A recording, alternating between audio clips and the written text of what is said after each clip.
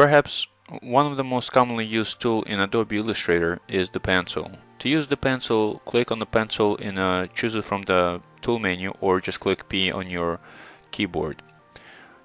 Create a first point on the artboard, and when you create the second point, you will create a line, a straight line. Now, if you want to create an arc, again, click anywhere on the artboard, and then when you click the second time, this time hold down the left button of your mouse and then drag to either side and creating an arc. Pen tool also can be used to modify any objects on your artboard. For instance, if you have a square created and you want to modify it by taking out some of the points, it's very easy to use your pen tool to do so.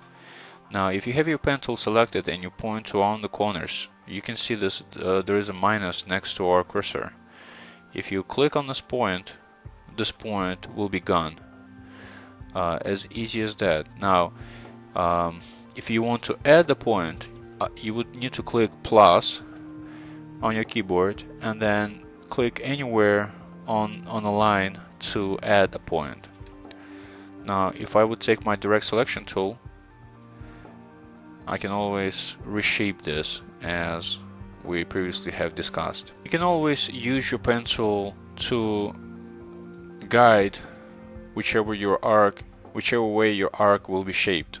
What I mean by that is, let's say we start drawing some sort of shape, and it doesn't really matter at this point what we are trying to do, but as you can see, I'm just randomly creating some sort of shape. You can always go back. If you don't like the way it arcs, you can always go back with your pen tool and modify the steepness of this arc. Go closely to this guide right here and click Alt with your pen tool selected, and then click on this guide and you can modify it. As you can see, I am now changing the way it arcs.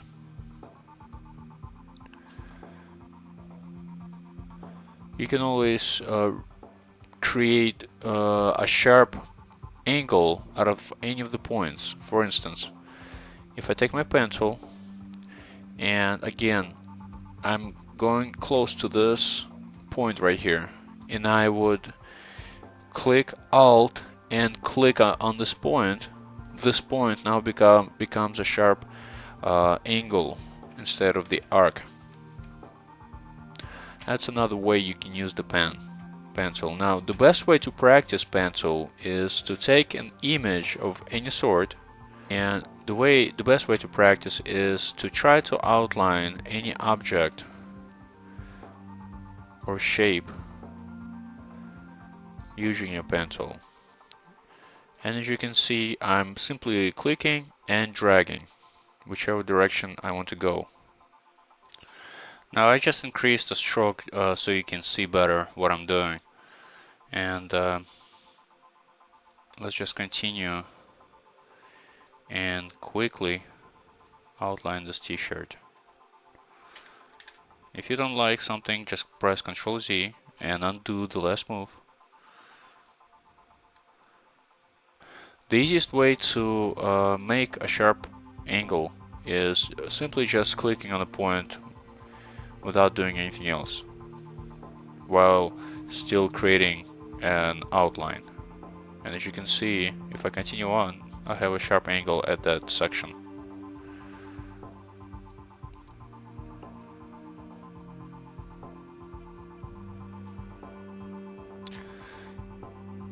Again, if I would continue from this line without doing anything, as you can see, now I have a big arc because of this section right here, because of this guide. This guide is actually going outwards too far.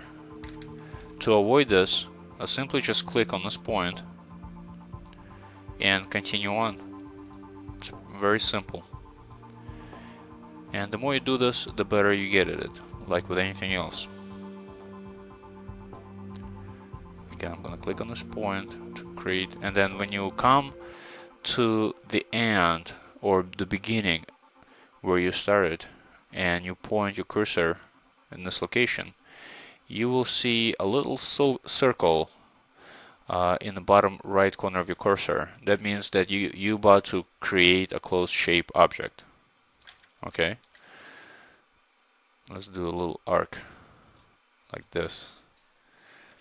And as you can see, I just outlined this t-shirt really quick.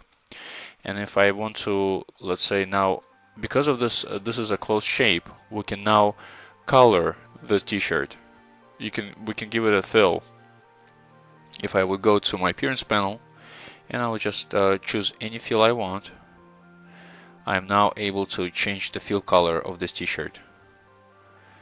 And later on, you will be able to use gradient to make it even more stand out. Now, how cool is that? Alright. Additionally, and I will show you in my other videos, I will be going more in details about the stroke. You have an option to modify the stroke.